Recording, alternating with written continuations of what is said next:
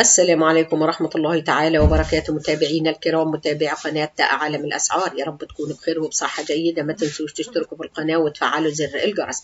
عاجل في طريقها للقاهرة الأرصاد تعلن أماكن سقوط الأمطار الآن، فيديو وصور.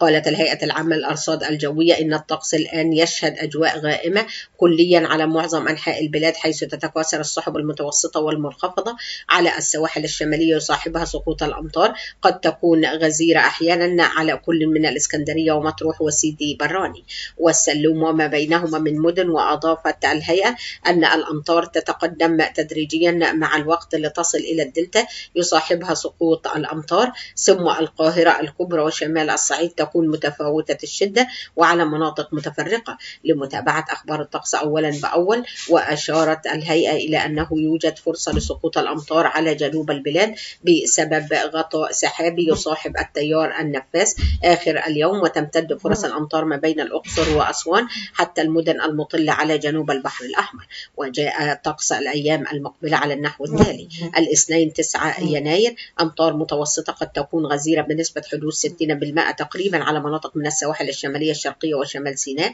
ومدن القناة على فترات متقطعة. أمطار متوسطة إلى خفيفة بنسبة حدوث 40.30 من 100% تقريبا على مناطق من القاهرة الكبرى على فترات متقطعة. الثلاثاء 10 يناير شبورة مائية صباحا على بعض الطرق المؤدية من وإلى القاهرة الكبرى والوجه البحري والسواحل الشمالية ومدن القناة ووسط سيناء وشمال الصعيد على مناطق من السواحل الشمالية الغربية على فترات متقطعة. أمطار خفيفة بنسبة حدوث 40% تقريبا على مناطق من السواحل الشمالية الغربية على فترات متقطعة من الأربعاء 11 يناير إلى الجمعة 13 يناير. أمطار خفيفة إلى متوسطة بنسبة حدوث 40% على مناطق من السواحل الشمالية وشمال الوجه البحري على فترات متقطعة. نشاط رياح على مناطق من القاهرة الكبرى والوجه البحري والسواحل الشمالية على فترات متقطعة. ونتابع اللقطات الأولى لخروج قطار عن القضبان بأبو النمرس. عزرت قوات الأمن انتشارها بمحيط موقع خروج قطار عن القضبان بمركز أبو النمرس جنوب الجيزة. الصور الأولى رصدت خروج عربة واحدة من القطار المكون من 11 عربة وجرار مع سلامة الجميع.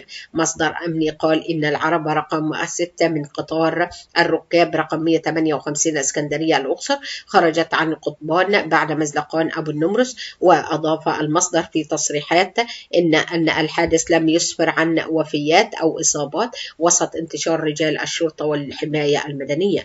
وأوضح المصدر أن هيئة السكك الحديدية تعمل على إعادة حركة القطارات إلى طبيعتها مستعينة بالمعدات اللازمة بالتنسيق مع مجلس المدينة. نتابع ارتفاع أسعار الدواجن والدقيق والمكرونة خلال تعاملات اليوم الأحد بالأسواق. ارتفعت أسعار كيلو الدواجن والدقيق والمكرونة والجبن الرومي واللبن المعبأ في الأسواق خلال تعاملات اليوم الأحد مقارنة بمستوياتها خلال تعاملات أمس. متوسط أسعار أبرز السلع الأساسية في الأسواق اليوم بحسب بيانات بوابة الأسعار المحلية والعالمية التابعة لمركز معلومات مجلس الوزراء والتي قد تختلف مع مستويات الأسعار في بعض مناطق الجمهورية. أسعار السلع الأساسية: كيلو الأرز المعبأ 19 جنيه بزيادة 48 قرش، كيلو الفول المعبأ 34 جنيه و40 قرش، كيلو الدقيق المعبأ 19 جنيه و7 قروش بزيادة جنيه و71 قرش، لتر زيت عباد الشمس 50 جنيه و91 قرش، كيلو السكر المعبأ 18 جنيه و7 قروش، كيلو المكرونة المعبأ 20 جنيه و4 قروش، كيلو العدس المعبأ 42 جنيه و5 قروش، لتر زيت الذرة كريستال 61 جنيه و59 قرش، البيض البلدي البيضة ب 3 جنيه و29 قرش، كيلو اللحوم الطازجة 189 و35 قرش، كيلو الدواجن الطازجة 63 جنيه و18 قرش، كيلو الأرز السائب 18 جنيه و27 قرش، كيلو الفول السائب 32 و84 قرش، كيلو الجبنة الأبيض 81 جنيه و87 قرش، كيلو الجبنة الرومي 159 جنيه و34 قرش، لتر اللبن السائب 16 جنيه و51 قرش، كيلو المسلي الصناعي 46 جنيه و99 قرش، لتر اللبن المعبأ 25 جنيه و32 قرش. قبل ما ننهي الفيديو ما تنسوش تشتركوا في القناة وتفعلوا زر الجرس، والسلام عليكم ورحمة الله تعالى وبركاته.